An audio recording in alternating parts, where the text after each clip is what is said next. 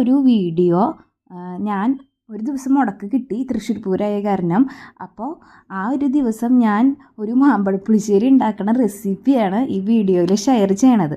അപ്പോൾ മാമ്പഴം കുറേ ഉണ്ടായിരുന്നു, പക്ഷെ ഞങ്ങൾ മാമ്പഴം കഴിച്ച് ആകെ 4 എണ്ണമായി. അപ്പോൾ അതിൻ്റെ കൂട്ടത്തിൽ ഞാനൊരു മാങ്ങ അരിഞ്ഞിട്ടിട്ടുണ്ട്.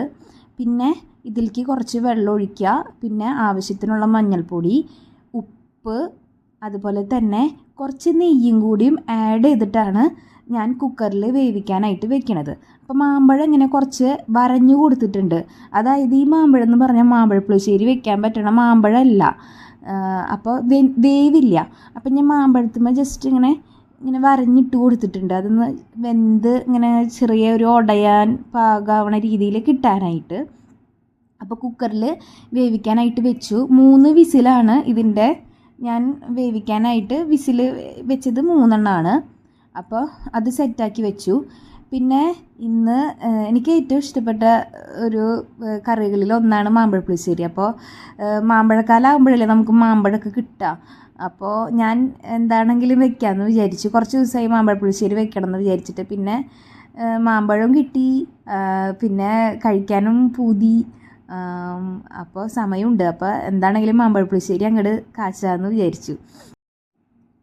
ശരിക്കും ഞാനിങ്ങനെയല്ല മാമ്പഴപ്പുളിശ്ശേരി വെക്കാറ്. പക്ഷെ ഞാനിങ്ങനെ യൂട്യൂബിലൊക്കെ റീൽസൊക്കെ കണ്ടിട്ട് ഞാൻ വേറൊരു മെത്തേഡാണ് ഇതിൽ ഉപയോഗിക്കുന്നത്. അധികം ഇൻഗ്രീഡിയൻസ് ഇല്ല, പക്ഷെ ഞാൻ മുമ്പൊക്കെ വെക്കണതിൽ ജീരകം, പച്ചമുളക് അങ്ങനത്തെ കാര്യങ്ങളൊക്കെ ഇടുമായിരുന്നു. പക്ഷേ ഇതിൽ അങ്ങനെ സംഭവങ്ങളൊന്നും അധികം ഇട്ടിട്ടില്ല. നമുക്ക് വളരെ കുറച്ച് മുമ്പ് ഉണ്ടാക്കണേക്കാളും കുറച്ച് ഇൻഗ്രീഡിയൻസ് മതി ഈ മാമ്പഴപ്പുളിശ്ശേരിക്ക്. അപ്പോൾ ഞാൻ കുക്കർ മൂടി വെച്ച് 3 വിസിൽ വരെ ഞാൻ കൊടുത്തിട്ടുണ്ട്. പിന്നെ വിസിൽ വരാനായിട്ട് കാത്തിരിക്കുകയാണ്. അപ്പോഴേക്കും ഞാൻ ഇതിനുള്ള അരപ്പ് സെറ്റാക്കാണ്. അരപ്പ് എന്ന് പറയുന്നത് വളരെ സിമ്പിളാണ്. അത്രയ്ക്ക് അധികം ഇൻഗ്രീഡിയൻസ് ഒന്നുമില്ല. അപ്പോൾ അതിനാവശ്യമായിട്ടുള്ള നാളികേരം, അതുപോലെ തന്നെ അങ്ങനത്തെ കാര്യങ്ങളൊക്കെ നമ്മൾ ഈ സമയത്ത് നമുക്ക് സെറ്റാക്കി വയ്ക്കാം. അതുപോലെ നമ്മുടെ ശർക്കര പാനി റെഡിയാക്കി വയ്ക്കുക. ശർക്കര ആവശ്യത്തിനുള്ള മധുരത്തിനുള്ള ശർക്കര എടുത്തിട്ട് അത് ഉരുക്കി അതിനെ ഒന്ന് അരിച്ചെടുക്കുക, അതിൻ്റെ വേസ്റ്റൊക്കെ ഒന്ന് കളഞ്ഞിട്ട്. അപ്പോൾ കുക്കറിൽ വിസിൽ വന്നപ്പോൾ ഇങ്ങനെയാണ്, ഇങ്ങനെ വെന്ത് ചെറിയൊരു ഉടഞ്ഞിട്ടായിരിക്കും നമുക്ക് കിട്ടുക. അപ്പോൾ ഞാൻ വേറെ ഒരു മൺപാത്രത്തിലേക്ക് മാറ്റിയിട്ടുണ്ട്. മൺപാത്രത്തിൽ വെക്കുമ്പോഴാണ് അതിന് നല്ലൊരു ടേസ്റ്റ് ഉണ്ടാവുക.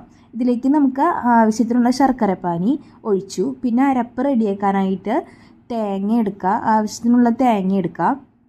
അതിലേക്ക് തൈരാണ്, നമുക്ക് ആവശ്യത്തിന് പുളി എത്ര ആവശ്യമുണ്ടോ അത്രയും തൈര്, മുളക് പൊടി, മഞ്ഞൾപ്പൊടി, ഇതൊക്കെ നന്നായി നല്ലപോലെ പേസ്റ്റാക്കണം. നല്ല പേസ്റ്റാക്കിയിട്ട് വേണം എടുക്കാനായിട്ട്. എന്നിട്ട് അത് നമ്മൾ ശർക്കരപ്പാനി ഒഴിച്ചു. പിന്നെ ഈ ഒരു കൂട്ട് അരച്ചത് ഒഴിച്ചു. പിന്നെ ഇതൊന്ന് നന്നായി കുറുകി വരാനായിട്ട് സിമ്മിലിട്ടിട്ടാണ് ഞാൻ ഒന്ന് കുറുക്കിയെടുത്തത്. അത് കുറുകി വരുമ്പോഴേക്കും കുറച്ച് സമയം കൊടുക്കണം കേട്ടോ കുറുകി വരാനായിട്ട്. അപ്പോൾ കുറുകി വന്നതിന് ശേഷം നമുക്ക് ചെയ്യാനുള്ള പണി, ഒരു പാൻ എടുക്കുക, പാനിലേക്ക് നെയ്യ് ഒഴിക്കുക. നെയ്യ് ചൂടായി വന്നതിന് ശേഷം കടുക്, ഉലുവയും കരിയാണ്ട് നോക്കണം, സിമ്മിലിട്ട് ആക്കുക. കരിയുന്നത് ഒന്നാണെങ്കിൽ ഓഫ് ചെയ്യുക കേട്ടോ ഗ്യാസ്. എന്നിട്ട് ഞാൻ കടുക് ഇട്ടു, ഉലുവ ഇട്ടു. പിന്നെ മുഴുവൻ നമുക്ക് ആവശ്യത്തിനുള്ളത് ഒരു 4 3 എണ്ണം എടുത്ത് അത് മൂപ്പിച്ചിട്ട് പിന്നെ നമ്മൾ മറ്റേ കുറുകി വരുന്ന ആ കറിയിലേക്ക് ഇത് ഇടുക. എന്നിട്ട് നന്നായി ഒന്ന് ഇളക്കി സെറ്റാക്കി എടുക്കാം. അപ്പോൾ നമുക്ക് ഉപ്പോ എന്തെങ്കിലും കുറവുണ്ടെങ്കിൽ ഇതിന് മുമ്പേ തന്നെ നമ്മൾ നോക്കി വെക്കണം. ഉപ്പോ എന്തെങ്കിലും കുറവുണ്ടെങ്കിൽ ഓൾറെഡി നമ്മൾ നോക്കി വെക്കണം കേട്ടോ. പിന്നെ ഇതിലേക്ക് നമുക്ക് ആവശ്യത്തിനുള്ള വേപ്പില ഇട്ട് കൊടുക്കുക. പിന്നെ നന്നായി ഒന്ന് ഇളക്കി പിന്നെ ഒന്നും ചെയ്യേണ്ട ആവശ്യമില്ല, സെറ്റാക്കി നോക്കാം. അപ്പോൾ ഞാൻ ടേസ്റ്റ് ചെയ്ത് നോക്കുകയാണ്. അപ്പോൾ എനിക്ക് ടേസ്റ്റ് ചെയ്ത് നോക്കിയിട്ട് തീരുന്നില്ല, അത്രയ്ക്ക് ഇഷ്ടപ്പെട്ട്. അങ്ങനെ അപ്പോൾ ഞാനങ്ങനെ ഒരു 2-3 പ്രാവശ്യം നോക്കുന്നുണ്ട് ഉപ്പൊക്കെ കുറവുണ്ടോ അങ്ങനെയൊക്കെ. അപ്പോൾ അത്യാവശ്യം നല്ല ടേസ്റ്റൊക്കെ ഉണ്ട്. അപ്പോൾ അതിനുശേഷം പിന്നെ ഞാൻ ഭക്ഷണം കഴിക്കാതിരിക്കുകയാണ്. ഏകദേശം ഞാൻ നേരം വൈകിട്ടാണ് ഇത് ഉണ്ടാക്കി തുടങ്ങിയത്. കുറച്ച് നേരം വൈകി, ഒരു 3:30-4 മണി ആയപ്പോഴാണ് ഞാൻ ഭക്ഷണവും കഴിച്ചത്. അപ്പോൾ ഇന്ന് തൃശ്ശൂർ പൂരമായ കാരണം തൃശ്ശൂർ പൂരം കണ്ടിട്ട് ടി വിയിലാണ് തൃശ്ശൂർ പൂരം കാണുന്നത്. പിന്നെ ഡോണയുണ്ട് കൂടെ. ഡോണയ്ക്ക് വയ്യായ ഓക്കെ ആയി വരുന്നു, മരുന്നൊക്കെ കൊടുക്കുന്നുണ്ട്.